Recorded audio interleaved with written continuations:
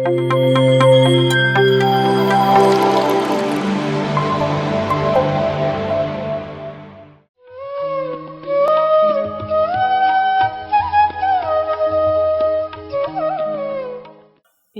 ಕನ್ನಡ ವಾಹಿನಿಯ ವೀಕ್ಷಕರಿಗೆಲ್ಲರಿಗೂ ನಮನಗಳು.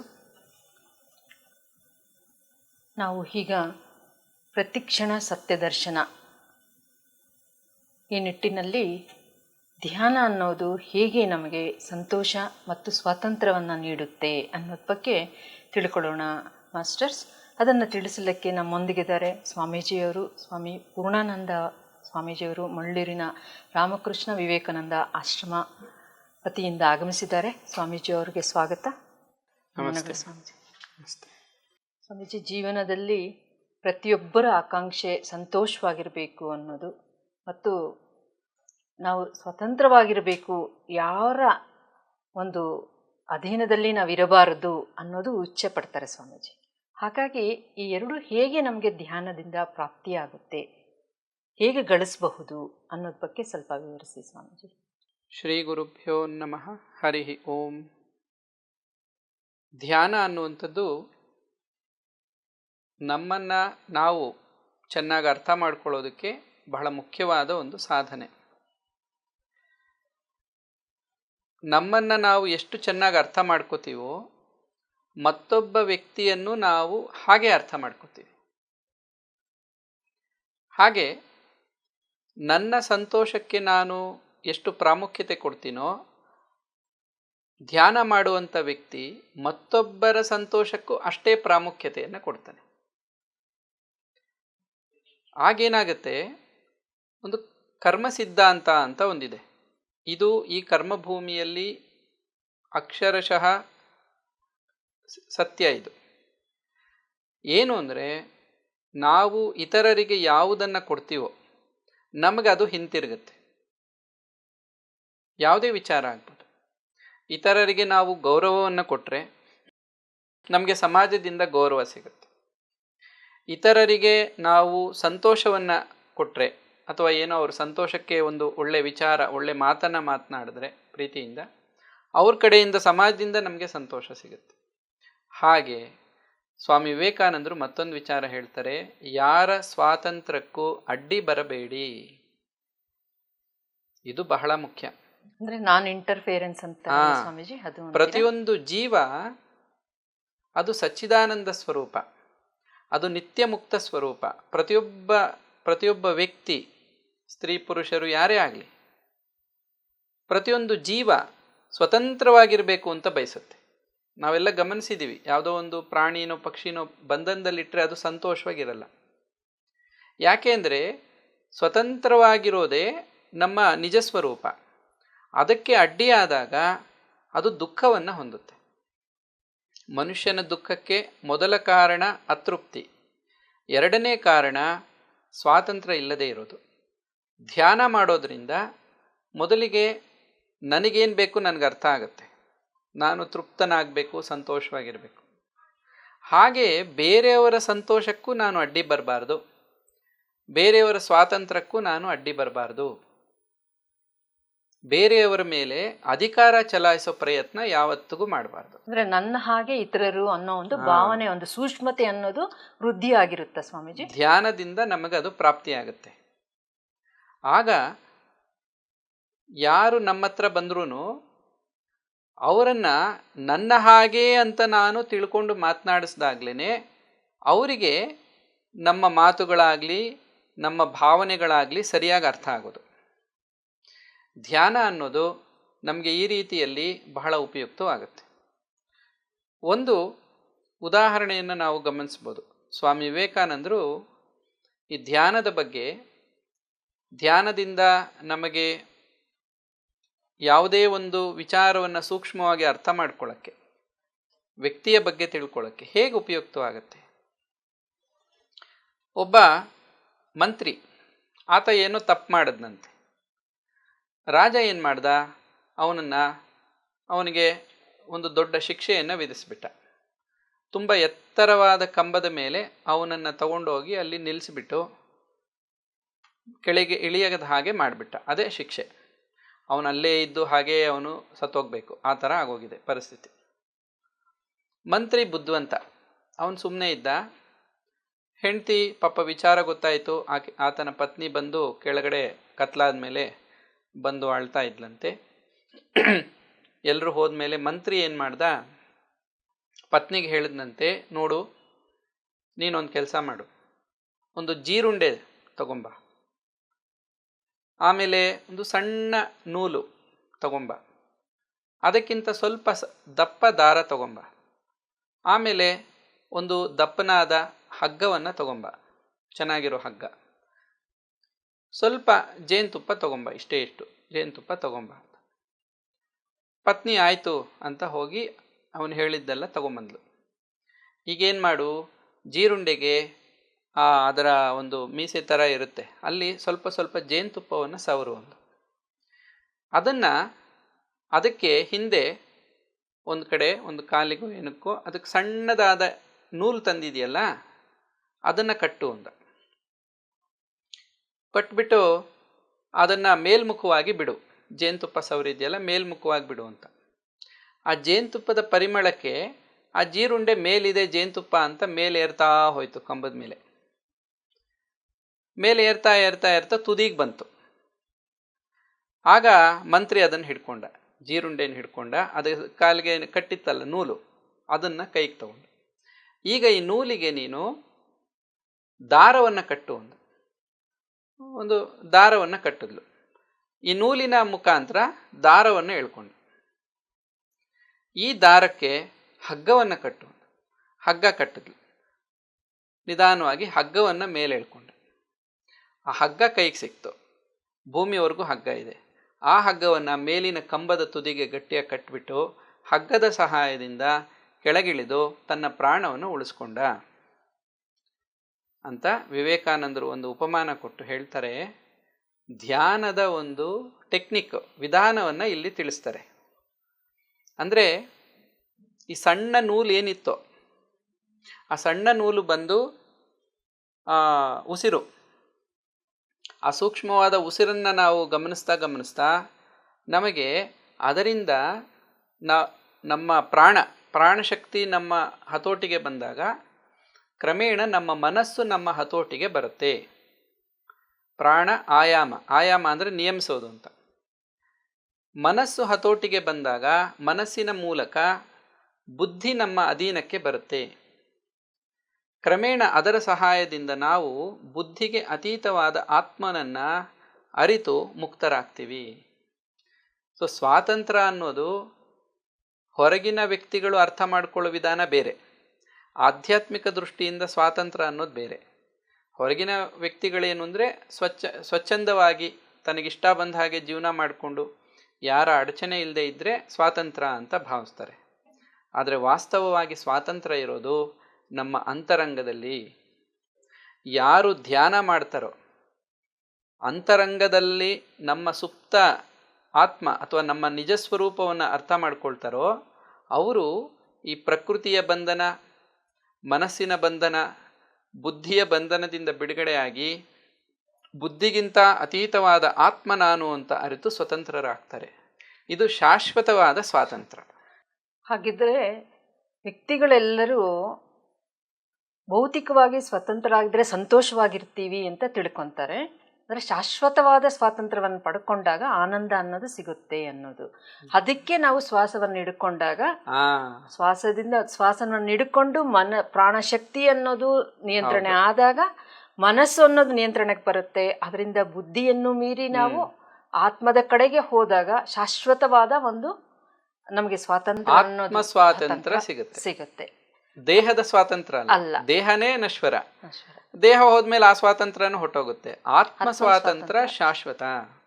ಇದಕ್ಕೆ ಧ್ಯಾನ ಮಾಡಿ ಸ್ವತಂತ್ರರಾಗಿ ಸಂತೋಷವಾಗಿರಿ ಅಂತ ನಮ್ಮ ಮಹಾತ್ಮರೆಲ್ಲ ನಮಗೆ ಆ ದಾರಿಯನ್ನು ತಿಳಿಸ್ಕೊಡ್ತಾರೆ. ಹೇಗೆ ಆ ಮಂತ್ರಿ ತನ್ನ ಬುದ್ಧಿಶಕ್ತಿಯಿಂದ ಸ್ವಾತಂತ್ರ್ಯವನ್ನ ಬಂಧನದಲ್ಲಿರೋರು ಮುಕ್ತರ ಹೇಗಾದರೂ ಅದೇ ತರಹ ನಾವು ಸಹ ಶ್ವಾಸವನ್ನು ಹಿಡ್ಕೊಂಡು ಮನಸ್ಸು ಬುದ್ಧಿಯನ್ನು ಮೀರಿ ಆತ್ಮದ ಕಡೆವರೆಗೂ ಹೋದಾಗ ಸ್ವತಂತ್ರರಾಗ್ತೀವಿ ಅನ್ನೋದು ಆಧ್ಯಾತ್ಮಿಕ ಸ್ವತಂತ್ರ ಅಂತ ತಿಳಿಸ್ತಿದ್ದೀರಾ ಸ್ವಾಮಿ. ತುಂಬಾ ಚೆನ್ನಾಗಿ ತಿಳಿಸಿದ್ದೀರಾ ಕಥೆಯ ಮೂಲಕ.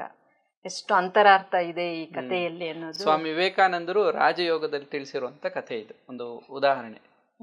ಹಾಗಿದ್ರೆ ಸ್ವಾಮೀಜಿ, ಇಷ್ಟೆಲ್ಲ ಮಹಾತ್ಮರು ಬಂದು ತಿಳಿಸ್ತಿದ್ರು ಸಹ, ಆದರೂ ಸಾಮಾನ್ಯ ಮಾನವರು ಇನ್ನೂ ಯಾಕೆ ಇದರ ಕಡೆ ಹೆಚ್ಚು ಒಲವು ತೋರಿಸ್ತಾ ಇಲ್ಲ?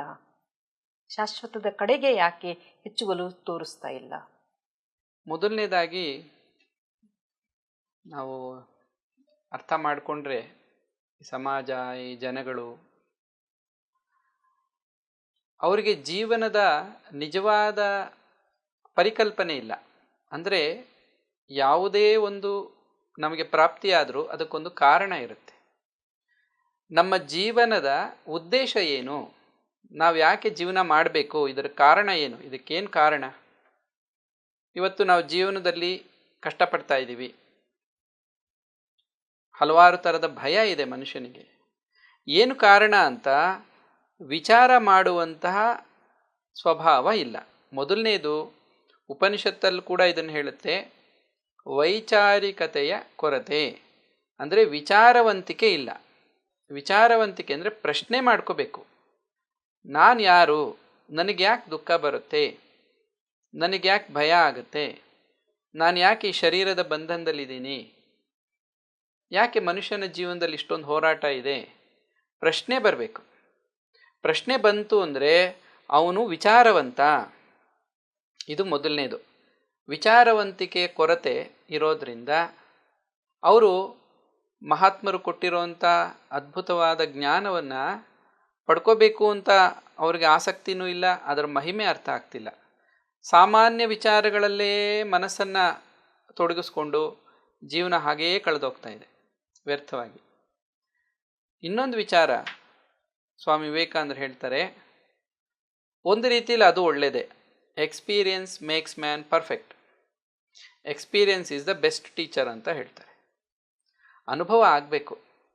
ಬಾಹ್ಯ ಜಗತ್ತಿನ ಅನುಭವ ಆದಾಗ, ಬಾಹ್ಯ ಜಗತ್ತಿನ ಸುಖದ ಹಿಂದೆ ದುಃಖ ಇದೆ ಅನ್ನೋದು ಅರ್ಥ ಆಗ್ಬೇಕು ಮನುಷ್ಯನಿಗೆ. ಅನುಭವವೇ ಜ್ಞಾನ. ಒಂದು ಉದಾಹರಣೆ ಹೇಳ್ತೀನಿ.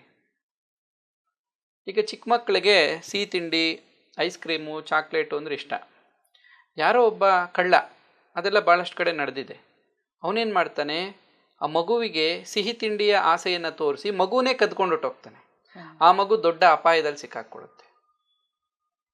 ಅದೇ ಥರ ಮನುಷ್ಯರು ಯಾವುದೋ ಒಂದು ಸಣ್ಣ ಸುಖ, ಒಂದು ಸಣ್ಣ ಇಂದ್ರಿಯ ಸುಖ, ಕ್ಷಣಿಕ ಸುಖಕ್ಕಾಗಿ, ತಾತ್ಕಾಲಿಕವಾದ ಲಾಭಕ್ಕಾಗಿ ಸುಳ್ಳು ಹೇಳೋದು, ಮಾಡಬಾರದು ಮಾಡೋದು, ಮತ್ತೇನೋ ಮಾಡೋದು, ಸಣ್ಣ ಪುಟ್ಟ ವಸ್ತುಗಳಿಗಾಗಿ ಬೇರೊಬ್ಬರ ಮನಸ್ಸನ್ನು ನೋಯಿಸೋದು, ಇದೇನಾಗುತ್ತೆ, ಅವರಿಗೆ ದೊಡ್ಡ ದುಃಖವನ್ನು ತರುತ್ತೆ.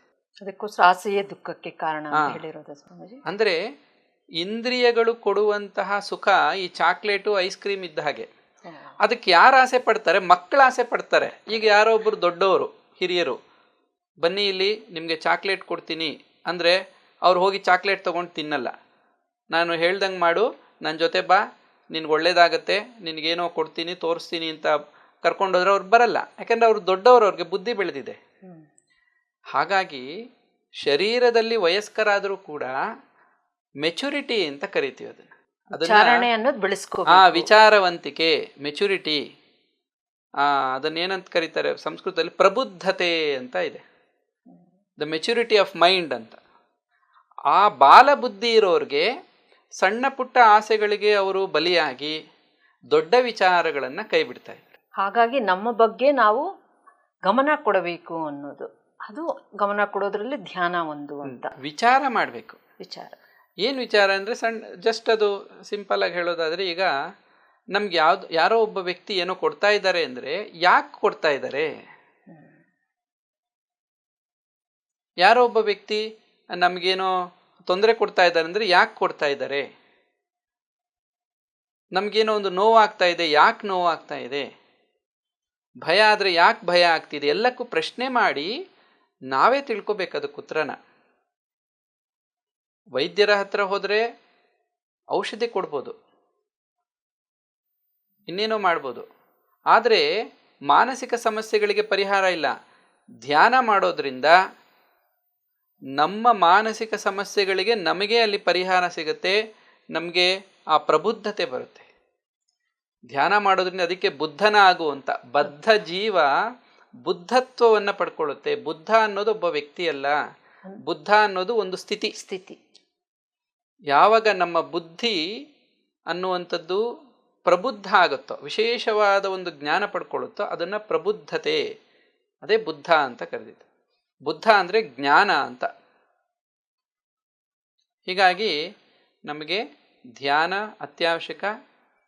ಇನ್ನು ಯಾಕೆ ಸಮಯ ವ್ಯರ್ಥ ಮಾಡ್ತಾರೆ ಸಣ್ಣ ಪುಟ್ಟ ವಿಚಾರ ಅಂದರೆ, ಜೀವನದ ಅನುಭವ ಆಗಬೇಕು. ಆಮೇಲೆ ಅವರಿಗೆ ಪೆಟ್ಟುಗಳು ಕೂಡ ಬಹಳಷ್ಟು ಸರಿ ಪಾಠ ಕಲಿಸುತ್ತೆ. ಸ್ವಾಮೀಜಿ ಹೇಳ್ತಾರೆ, ನಾವು ಜೀವನದಲ್ಲಿ ಅನುಭವಿಸೋ ಸುಖಕ್ಕಿಂತ ದುಃಖಗಳು ನಮಗೆ ಹೆಚ್ಚು ಪಾಠ ಕಲಿಸುತ್ತೆ ಅಂತ ಹೇಳ್ತಾರೆ. ಹೀಗಾಗಿ ಹೆಚ್ಚು ನೆನಪಿರುತ್ತೆ ಮನುಷ್ಯರಿಗೆ. ಹೌದು, ಅದು ಒಳ್ಳೇದೇ. ಆದರೆ ಮತ್ತೆ ಮತ್ತೆ ಅನುಭವಿಸಿದ ದುಃಖನೇ ಅನುಭವಿಸೋದ್ರಲ್ಲಿ ಏನು ಅರ್ಥ ಇಲ್ಲ. ಒಂದ್ಸರಿ ಆಯ್ತು ಅನುಭವ, ತಕ್ಷಣ ಎಚ್ಚೆತ್ಕೋಬೇಕು, ಯಾಕೆ ಬಂತು ತಿಳ್ಕೋಬೇಕು, ತಿದ್ಕೋಬೇಕು. ಹೀಗಾಗಿ ಒಂದು ವಿಚಾರ ಏನು ಅಂದ್ರೆ, ಆಗ ನಮಗೆ ಸಂತೋಷ. ಸತ್ಸಂಗ, ಸಜ್ಜನರ ಸಂಘ, ಧ್ಯಾನ ಮಾಡುವವರ ಸಂಘ, ಧರ್ಮ ಮಾರ್ಗದಲ್ಲಿ ಜೀವನ ಮಾಡ್ತಾ ಇರೋರ ಸಂಘ, ಪ್ರಬುದ್ಧರು ತಿಳುವಳಿಕೆ ಇರುವಂಥವರ ಸಂಘ ಮಾಡಿದಾಗ ಅವರ ನಡವಳಿಕೆ ವಿಚಾರಗಳು ನಮಗೆ ಬಹಳಷ್ಟು ಉಪಯೋಗ ಆಗುತ್ತೆ. ಅದಕ್ಕೆ ದೊಡ್ಡವರು ಸತ್ಸಂಗ ಮಾಡಿ, ಸಜ್ಜನರ ಸಂಘ ಮಾಡಿ, ವಿಚಾರವಂತರ ಸಂಘ ಮಾಡಿ ಅಂತ ಹೇಳೋರು. ಹಾಗಾಗಿ ನಮಗೆ ಇದೆಲ್ಲ ಬೇಕು ಅಂದರೆ, ಸ್ವತಂತ್ರ ಆಗ್ಬೋದು, ಸಂತೋಷ ಆಗ್ಬೋದು, ಸಿಗಬೇಕು ಅಂದರೆ ಇಂಥವರೆಲ್ಲರ ಒಂದು ಸಂಘದಲ್ಲಿ ಇದ್ದಾಗ, ಆ ಸಂಘಕ್ಕೆ ನಾವು ಹೋಗಬೇಕು ಅಂದರೂ ಸಹ ಪ್ರಾರಂಭದಲ್ಲಿ ನಾವು ಅಂದರೆ ಏನು ಅನ್ನೋದು ಸ್ವಲ್ಪ ಅವರು ತಿಳ್ಕೋಬೇಕಾಗುತ್ತೆ. ಆ ಒಂದು ತಿಳುವಳಿಕೆ ಅನ್ನೋದು ಧ್ಯಾನದಿಂದ ನಮಗೆ ಪ್ರಾಪ್ತಿ ಆಗುತ್ತೆ. ಅದನ್ನು ನಾವು ಗಳಿಸ್ಬೋದು ಅಂತ ಭಾವಿಸ್ಬೋದಾ ಸ್ವಾಮೀಜಿ? ಪ್ರಬುದ್ಧತೆ ಪ್ರಾಪ್ತಿಯಾಗುತ್ತೆ, ಮೆಚುರಿಟಿ ಅಂತ ಕರೀತಾರೆ. ಆಗ ನಾವು ಪ್ರತಿಯೊಂದನ್ನು ಸೂಕ್ಷ್ಮವಾಗಿ ಅರ್ಥ ಮಾಡ್ಕೋತೀವಿ. ಒಂದು ಸಣ್ಣ ಉದಾಹರಣೆ ಕೊಟ್ಟು ಹೇಳ್ತೀನಿ. ಬುದ್ಧನ 3 ತತ್ವಗಳೇನು ಅಂದರೆ, ನಾವು ಯಾವುದನ್ನೇ ನೋಡಿದ್ರು inter being, inter dependent, inter penetration ಅಂತ 3 ವಿಚಾರಗಳನ್ನು ಬುದ್ಧ ಹೇಳುವಂಥದ್ದು. ಕನ್ನಡದಲ್ಲಿ ಏನು ಅರ್ಥ ಅಂದರೆ, ಈ ಜಗತ್ತಲ್ಲಿ ಇಂಟರ್ ಡಿಪೆಂಡೆಂಟ್, ಪ್ರತಿಯೊಂದು ಕೂಡ ಒಂದರ ಮೇಲೆ ಮತ್ತೊಂದು ಅವಲಂಬನೆ ಆಗಿದೆ. ಸುಖ ದುಃಖವನ್ನು ಅವಲಂಬಿಸಿದೆ, ದುಃಖ ಸುಖವನ್ನು ಅವಲಂಬಿಸಿದೆ.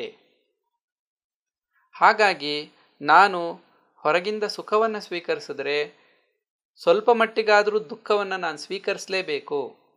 ಜೊತೆಗೆ ಇರುತ್ತೆ. ಇಂಟರ್ ಡಿಪೆಂಡೆಂಟ್, 2 ಕೋಲಿಟ್ರೆ ಹೀಗೆ ನಿಂತ್ಕೊಳ್ಳುತ್ತೆ, ಒಂದೇ ನಿಲ್ಲಲ್ಲ. ಇದು ಬುದ್ಧ ಹೇಳ್ತಾನೆ. ಜನನವನ್ನು ಸ್ವೀಕರಿಸಿದ್ರೆ ಮರಣವನ್ನು ಸ್ವೀಕರಿಸಬೇಕು, ಶರೀರವನ್ನು ಸ್ವೀಕರಿಸಿದ್ರೆ ನೋವನ್ನು ಸ್ವೀಕರಿಸಬೇಕು. ನೋವಿಲ್ಲದೆ ಇರೋ ಶರೀರ ಜಗತ್ತಲ್ಲಿ ಯಾವುದೂ ಇಲ್ಲ. ಹಾಗೆ ಎರಡನೇದು ಇಂಟರ್ ಬೀಯಿಂಗ್ ಅಂದರೆ, ಒಂದರ ಒಳಗಡೆ ಇನ್ನೊಂದಿದೆ. ಒಂಥರ ಅನ್ಬಾಕ್ಸ್ ಮಾಡೋದು ಅಂತ ಹೇಳ್ತಾರೆ. ಒಂದು ಬಾಕ್ಸಲ್ಲಿ ಇನ್ನೊಂದು ಬಾಕ್ಸ್ ಇರುತ್ತೆ. ಕೇವಲ ಕಾಣೋದೊಂದೇ, ಇನ್ನೊಂದಿದೆ, ಕಾಣದೇ ಇರೋದು ಒಳಗಡೆ ಸುಪ್ತವಾಗಿದೆ. ಹೀಗಾಗಿ ಈಗ ಮನುಷ್ಯ ನೋಡ್ತಾನೆ, ಬಹಳ ರುಚಿಯಾಗಿದೆ ತಿಂಡಿ, ತಿಂದ್ಬಿಡೋಣ, ತಿಂದ. ಆದರೆ ಆ ರುಚಿಯಾಗಿರೋ ತಿಂಡಿ ಹೊಟ್ಟೆ ಒಳಗೆ ಹೋದ ಮೇಲೆ ಅನಾರೋಗ್ಯವನ್ನು ಉಂಟು ಮಾಡುತ್ತೆ. ಅದರಲ್ಲಿರೋ ವೈರಸ್ಸು ಬ್ಯಾಕ್ಟೀರಿಯಾವನ್ನು ಕಾಣ್ತಾ ಇಲ್ಲ, ರುಚಿ ಮಾತ್ರ ಕಾಣ್ತಾ ಇದೆ. ಇಂಟರ್ ಬೀಯಿಂಗ್ ಅದು, ಅದರ ಒಳಗಡೆ ಇನ್ನೊಂದಿದೆ. ಹಾಗೇನೆ ಸಾಧನೆ ಮಾಡೋದು, ಧ್ಯಾನ ಮಾಡೋದು, ಅಯ್ಯೋ ಕಷ್ಟನಪ್ಪ, ಸ್ಥಿರವಾಗಿ ಕುತ್ಕೋಬೇಕು, ಗಂಭೀರವಾಗಿ ಕುತ್ಕೋಬೇಕು, ಸಾಧನೆ ಮಾಡಬೇಕು, ಪ್ರಯತ್ನ ಮಾಡಬೇಕು, ಕಷ್ಟದ ಹಿಂದೆ ಒಂದು ಅದ್ಭುತವಾದ ಲಾಭ ಇದೆ. ನಮಗೆ ಜೀವನದಲ್ಲಿ ಒಂದು ದೊಡ್ಡ ಪಾಠ ಇದೆ, ಜ್ಞಾನ ಇದೆ ಅಂತ ಅರ್ಥ ಮಾಡ್ಕೋಬೇಕು. ಇಂಟರ್ ಬೀಯಿಂಗ್ ಆಯಿತು. ಇಂಟರ್ ಪೆನೆಟ್ರೇಷನ್ ಅಂದಾಗ ಪ್ರತಿಯೊಂದು ಕೂಡ ತೋರಿಕೆ ಒಂದು ರೀತಿಯಲ್ಲಿ ಇರುತ್ತೆ, ವಾಸ್ತವಿಕತೆ ಬೇರೆ ಇರುತ್ತೆ. ನಿಜ ಸ್ವರೂಪ ಮತ್ತೊಂದು, ನಿಜ ಸ್ವರೂಪ ಬೇರೆ ಇರುತ್ತೆ. ಹೀಗಾಗಿ ಈಗ ಶರೀರವನ್ನೇ ನೋಡಿದಾಗ, ಶರೀರ ನೋಡೋದಕ್ಕೆ ಕೆಲವು ಸುಂದರವಾಗಿದೆ, ಕಡಿಮೆ ಸುಂದರವಾಗಿದೆ, ಹೆಚ್ಚು ಸುಂದರವಾಗಿದೆ ಅಂತಾರೆ. ಸರಿಯಾಗಿ ಗಮನಿಸಿ ನೋಡಿದಾಗ ಎಲ್ಲ ಶರೀರಗಳು ಒಂದೇ ರೀತಿ ಇರೋದು. ಇದನ್ನು ಇಂಟರ್ ಪೆನೆಟ್ರೇಷನ್ ಅಂತ. ಚರ್ಮ, ಮೂಳೆ, ಮಾಂಸ ಇತ್ಯಾದಿಗಳಿಂದ ಶರೀರ ಆಗಿದೆ, ಸಪ್ತಧಾತುಗಳಿಂದ. ಎಲ್ಲ ಶರೀರಕ್ಕೂ ಇದು ಅನ್ವಯಿಸುತ್ತೆ. ಇದನ್ನು ಇಂಟರ್ ಪೆನೆಟ್ರೇಷನ್ ಅಂತ. ಇದು ಬಹಳ ವಿಶಾಲವಾದ ವಿಚಾರ. ನಾವು ಮತ್ಯಾವಾಗಾದರೂ ಇನ್ನೊಂದು ಸಂದರ್ಭದಲ್ಲಿ ಇದನ್ನು ನಾವು ವಿವರವಾಗಿ ಗಮನಿಸೋಣ. ಹೀಗಾಗಿ ಒಟ್ಟಿನಲ್ಲಿ ನಾವಿಲ್ಲಿ ಗಮನಿಸಿದ್ದೇನು ಅಂದರೆ, ಧ್ಯಾನ ನಮಗೆ ಸೂಕ್ಷ್ಮ ಬುದ್ಧಿಯನ್ನು ಕೊಡುತ್ತೆ, ಪ್ರಬುದ್ಧತೆಯನ್ನು ಕೊಡುತ್ತೆ, ಆಮೇಲೆ ಅಂತರಂಗದಲ್ಲಿ ಸ್ವತಂತ್ರರನ್ನಾಗಿ ಮಾಡುತ್ತೆ. ಆವಾಗ ಸಹಜವಾಗೇ ನಮಗೆ ಸಂತೋಷ ಒಳಗಡೆನೇ ಪ್ರಾಪ್ತವಾಗುತ್ತೆ. ಬಾಹ್ಯ ಸಂತೋಷವನ್ನು ನಾವು ಅವಲಂಬಿಸೋದಿಲ್ಲ. ಅದರ ಬಗ್ಗೆ ನಿರೀಕ್ಷೆನೂ ಕಡಿಮೆ ಆಗ್ತಾ ಹೋಗುತ್ತೆ. ಬೇರೆಯವರಿಂದ ನಾವು ಯಾವಾಗ ಏನನ್ನು ನಿರೀಕ್ಷೆ ಮಾಡಲ್ವೋ, ಎಕ್ಸ್ಪೆಕ್ಟೇಷನ್ ಇರಲ್ವೋ, ಬೇರೆಯವರನ್ನು ಆಗಲೇ ನಾವು ಪ್ರೀತಿಯಿಂದ ಕಾಣಕ್ಕೆ ಸಾಧ್ಯ. ಅವರಿಂದ ನಿರೀಕ್ಷೆ ಇಟ್ಕೊಂಡಿದ್ದು ನಮಗೆ ಸಿಕ್ಕಿಲ್ಲ ಅಂದಾಗ ಅವ್ರ ಮೇಲೆ ಬೇಸರ ಆಗುತ್ತೆ.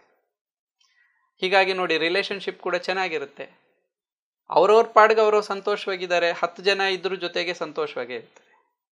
ಒಬ್ಬರಿಂದೊಬ್ಬರು ಯಾವಾಗ ಎಕ್ಸ್ಪೆಕ್ಟೇಷನ್ ಇಟ್ಕೋತಾರೋ ಅದು ಫುಲ್ಫಿಲ್ ಆಗಲ್ಲ. ಆಗ ಭಿನ್ನಾಭಿಪ್ರಾಯಗಳು ಬರುತ್ತೆ.